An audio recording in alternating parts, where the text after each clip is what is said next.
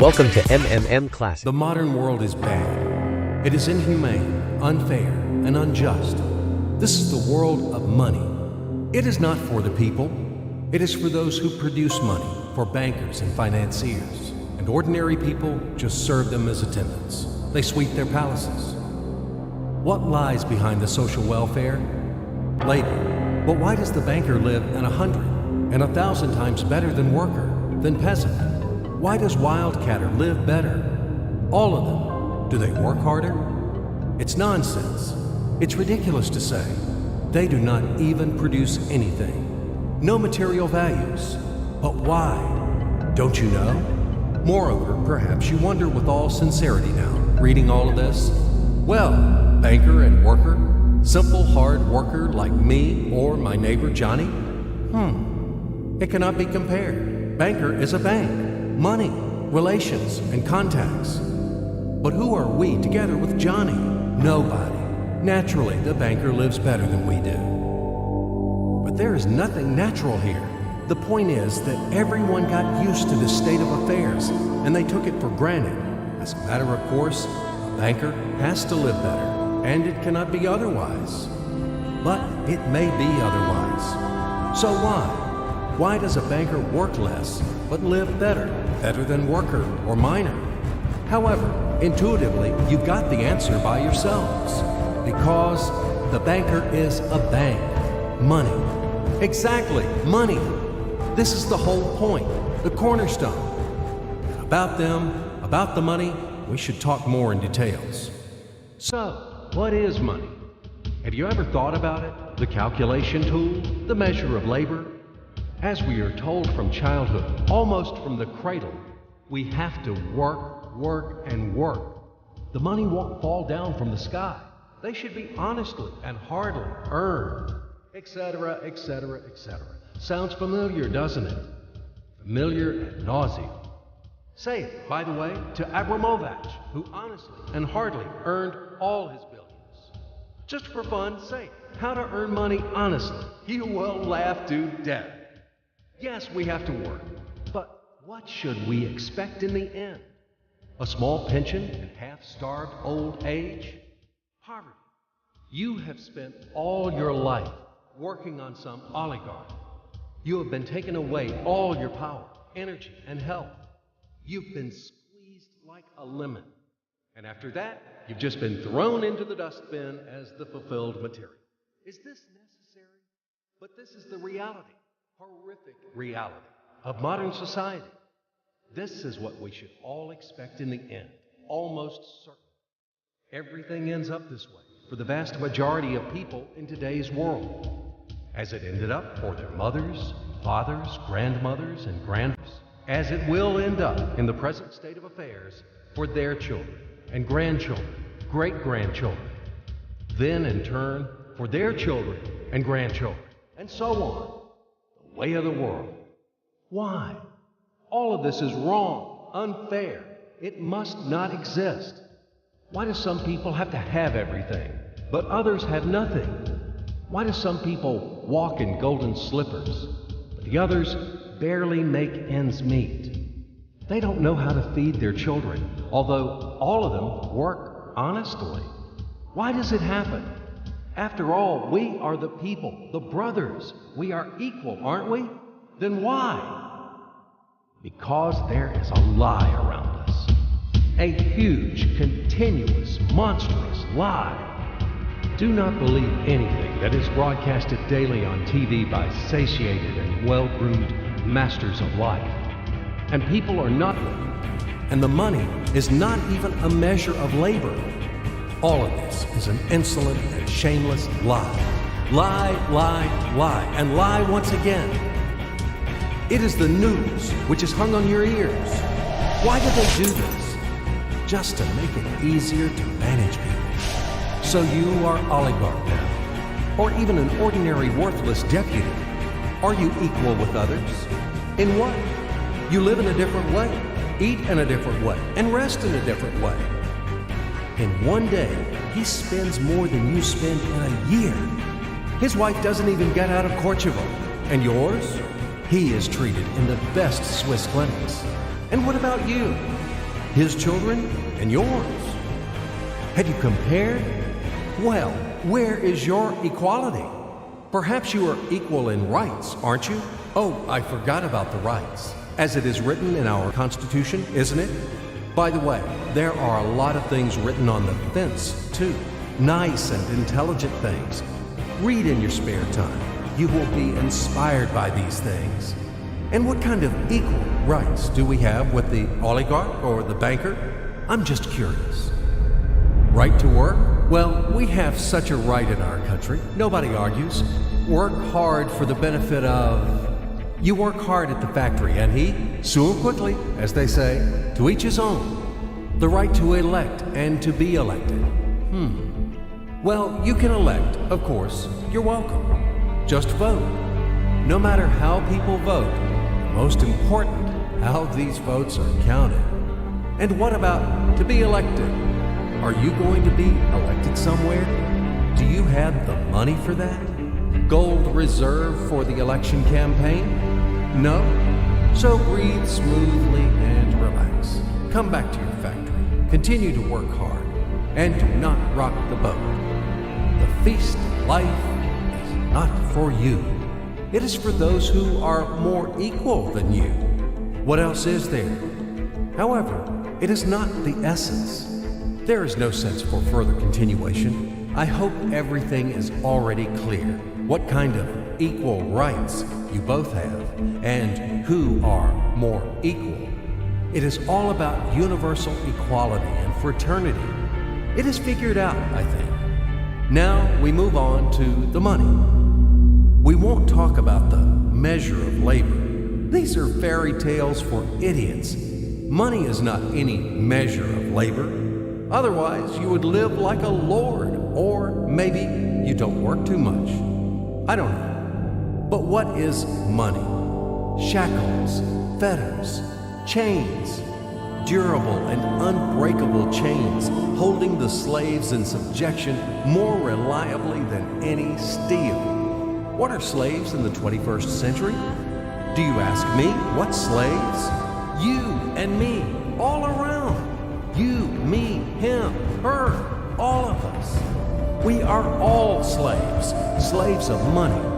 More precisely, we are slaves of those who print the money. We are slaves of our masters. Nothing has been changed at all during these centuries on earth. We live so far in the slave system. Only outwardly, everything has become more decent, more delicate, and more sophisticated.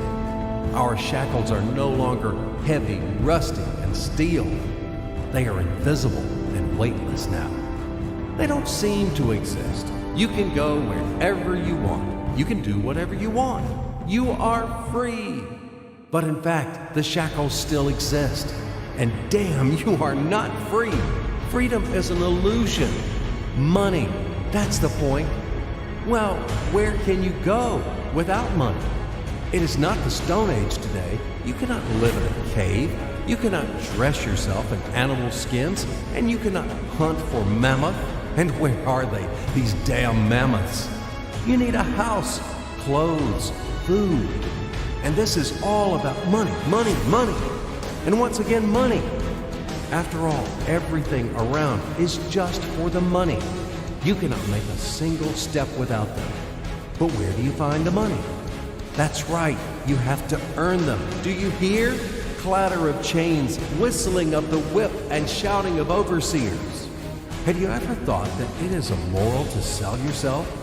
That it is a kind of prostitution to sell your own strengths, brain, time? What is the difference from the selling of your own body? Yes, but will you object that people have to work? If everybody would stop doing their jobs, what's going to happen then? We will resettle to the caves again, and we will get dressed in animal skins, won't we? That's right. Everything is right. It is very reasonable, logical, and easy to understand. As ABC, even I understood. That's what I'm talking about. Nothing has been changed at all during all these centuries on Earth. And these convincing arguments could be heard for sure in slave society, when the slaveholders had been trying to make understand their obstinate, blunt slaves who didn't want to work for them that it is necessary to work hard. Stupid slaves! And later, quite recently, in historical times, the landlords told their serfs, after all, if you stop to work, to plow, to sow, and reap, what's going to happen then? Our society will collapse, and we will die of hunger. We will run wild. Yes, it is necessary to work, to create something useful for the society. Otherwise, society will degrade and die. But firstly, we have to work voluntarily, not for a bowl of soup, and not only in order to survive. We have to do what we like to do. And secondly, if something, once it is necessary to work, it is necessary for everyone. All people are equal, aren't they?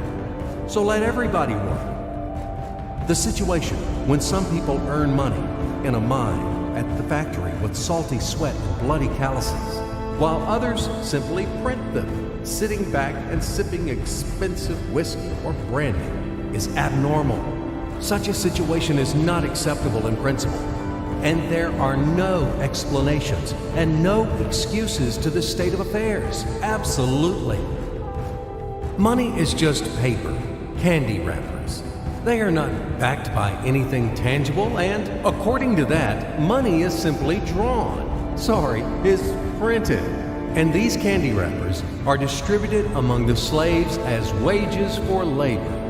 When the slaves are given an extra wrapper, it means their salary is increased, and they are happy. Are you shocked? Alas, c'est la vie. It is our bitter reality. How is the financial world organized? It is a pyramid. The Fed, U.S. Federal Reserve System, is at the top. The Fed prints dollars. How much? As much as it wants. Of course, Fed adheres to some of its own internal rules and regulations. It tries, for example, not to print too many dollars to prevent complete devaluation of the currency, etc., etc. But in principle, Fed can print as many dollars as it wants. At least, there are no external limitations for that. Absolutely, the U.S. Fed is guided solely by the reasons of expediency. The lower levels of the global pyramid are the central banks of different countries. All other local national banks are situated on even lower levels. Of course, all of this is slightly simplified, but in general, everything corresponds to reality and reflects overall picture. Why do we need banks?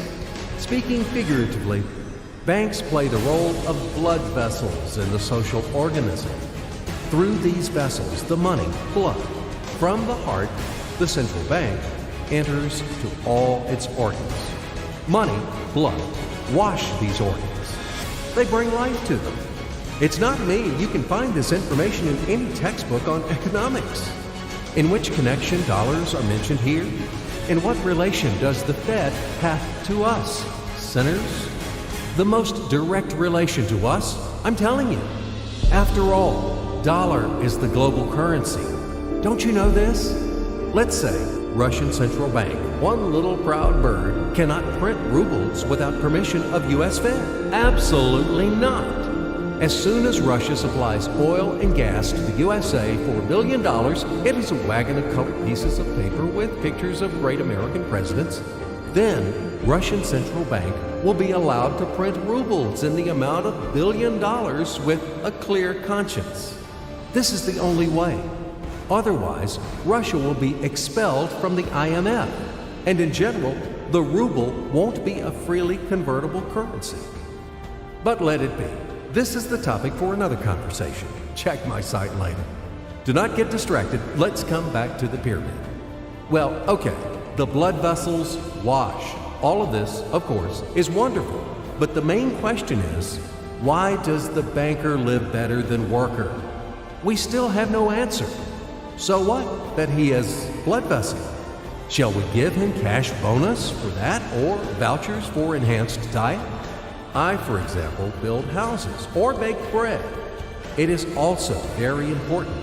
Does he work harder than me? No. Then why does he live better? And one small question in addition. I've been working and working like a damned for public benefit from morning to night. But anyway, I can't pay off the loans. And all of my friends are in the same situation. Is this normal? It is obviously wrong and unfair. This is eternal credit bondage. But whom do I owe the money to? I owe money to banks, to these blood vessels, washing all and everything. Fuck them all. I don't need this fucking washing. In short, they make fools of us. That's all. As usual, bankers take advantage of the fact that we, simple hard workers, don't have time to figure out all these tricky schemes. We have to feed our families. That's why they take advantage of this situation and ride on our backs, bastards. So don't tell me about blood vessels. We know these vessels. Just give me the gun and Easy, stay calm. And let's figure this out together, okay? Calmly and slowly. But I warn you that I have to strain your brains. It's not easy to unravel in a couple of minutes those things which have been tangled during the centuries by the best sophisticated minds of mankind. But we will try. At least we will show something visually, something from the life of modern banks. We will demonstrate everything on the live example, so to speak. You'll enjoy. So imagine the following quite unusual situation, and watch my hands. Let it be a Nick and Jane, and let it be a Mr. Smith, a banker of Nick and Jane. They both keep their money in his bank. That's why we use the title Mr. Smith, with respect. Nick really wants to buy, well, let's say Jane's bicycle, but he has no money. More precisely, he has money, but not enough, only $10, while Jane wants $100 for her precious bicycle. That's a problem. What should Nick do? Well, this bicycle is so desirable. He gives Jane his $10 as a deposit and asks plaintively not to sell the bike to anyone. He says that he will bring the rest of the money soon. At the same time, he runs to his bank, to the respected Mr. Smith, to get a loan for the missing $90. As ill luck, Mr. Smith has no money at this moment, but he knows perfectly about $10, which Nick gave to Jane. And where will Jane bring his money to? That's right. She will put these $10 in her lovely bank, to the same Mr. Smith. Therefore, Mr. Smith asks Nick to come back tomorrow, in the hope that tomorrow he will get these $10. And everything happens this way. The next day, Jane brings $10 to the bank. The bank provides Nick these $10 on credit. Nick immediately gives them to Jane. She again puts them in a bank. The bank again provides Nick these $10 on credit, etc. As long as Nick the fool will gather enough money for the bicycle. Don't you get confused yet? Be patient, I told you. These demons have been trying to confuse you during 1,000 years. These damn economists and financiers. But anyway, we will figure everything out. So what do we have in the end? Nick finally got the bike from Jane. Wow! But at the same time, Nick owes $90 to the bank, Mr. Smith. And the bank, in its turn, owes $100 to Jane. In other words, those $10, which existed initially, have magically turned into $200, $190 of debts plus real $10. But these $10 would also turn into $1,000, even in a million or a billion, if Nick would make a more expensive purchase. In this case, our $10 would make the increasing number of its cycles, circuits from hands to hands. That's it. So, what happens in today's world?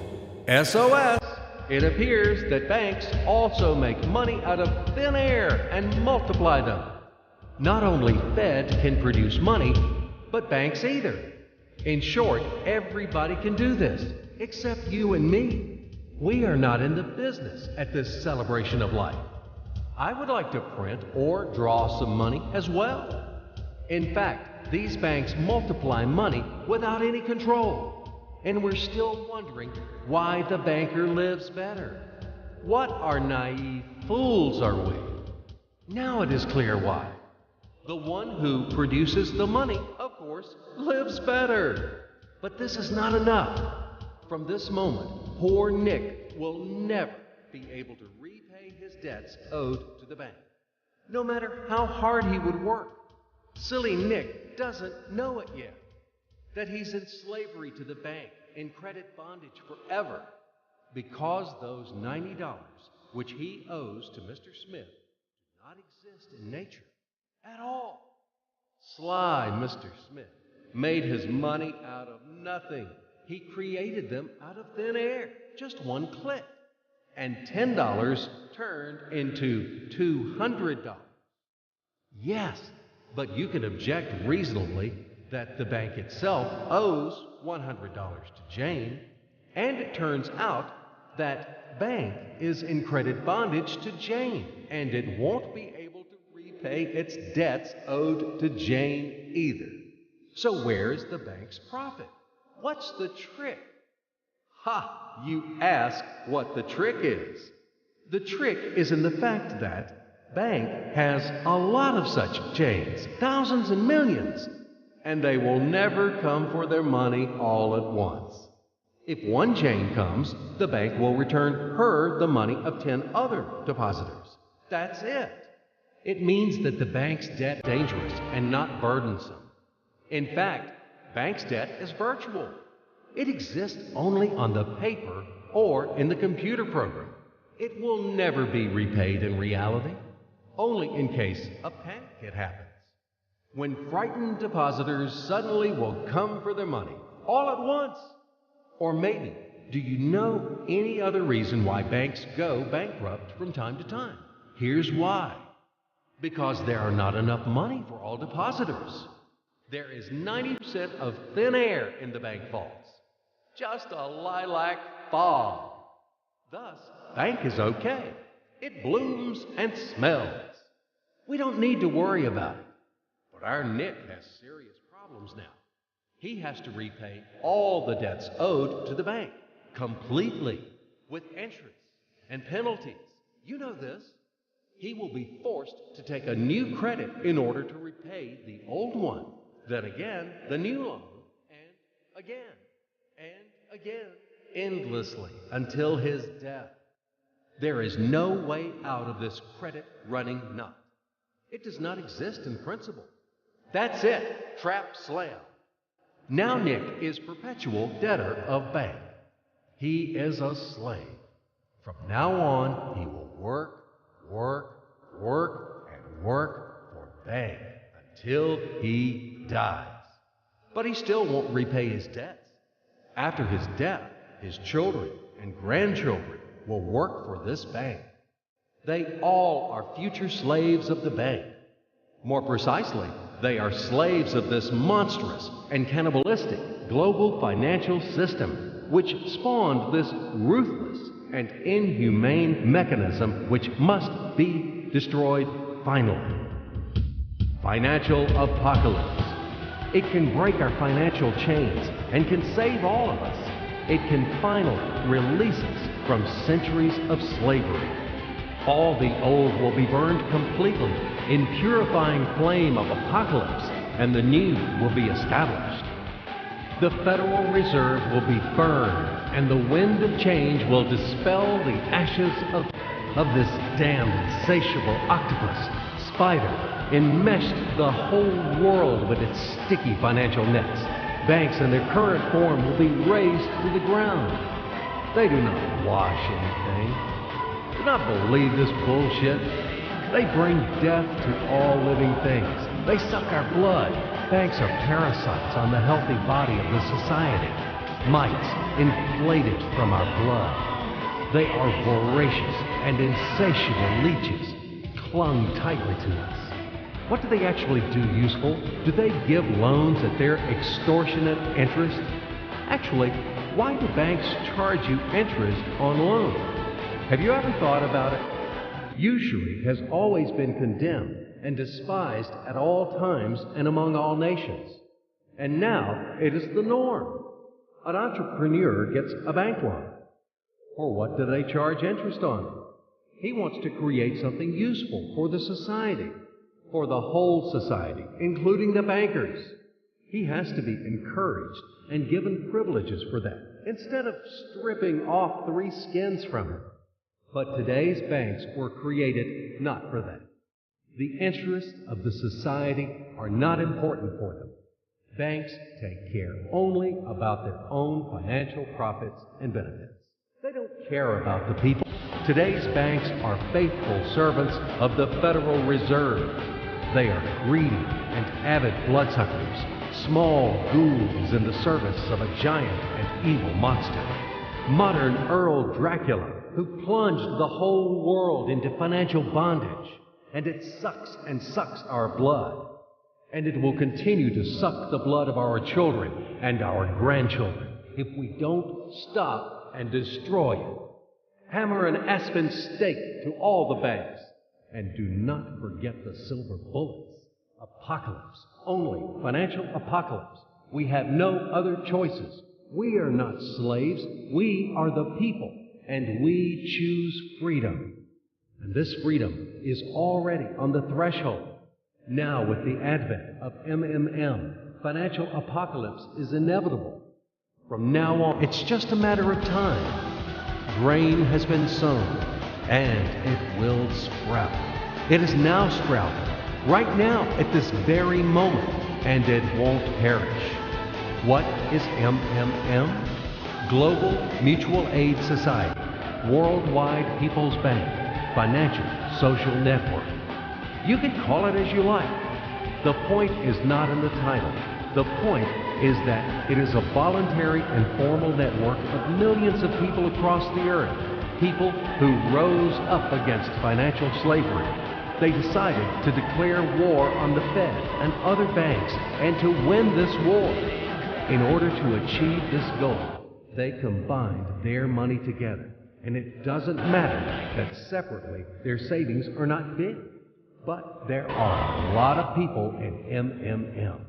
And together, it is a tremendous force, invincible force. And this force is growing with each passing day. Indeed, due to what do the banks exist? Due to the oligarchs and the billionaires? No, they exist due to the same ordinary people who keep their meager savings in banks. MMM really knocks the bottom out of banks, opening people's eyes. Why do people keep their money in banks? Because there is no alternative. Banks are monopolies. Where should people bring their money? Like Jane, to Mr. Smith only? Not in this bank, so in another one? Not to Mr. Smith, so to another banker? His name will be Mr. Johnson. But anyway, it's the same shit. All of them are tarred with the same brush. All of them are native kids of Kun and solicitous mother spider named Fed.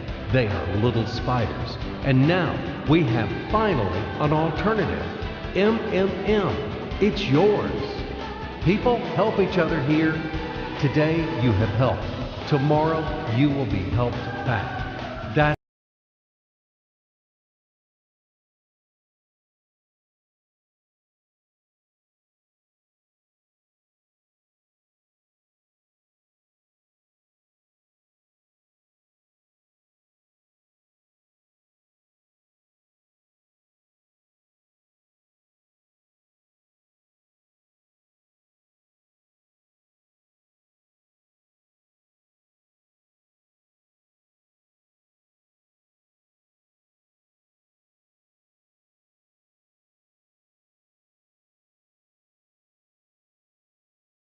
And then they take them back, as much as needed, as much as they need at this very moment. They do not seize, but they just take. In fact, a human being doesn't need a lot of money. It is only important the awareness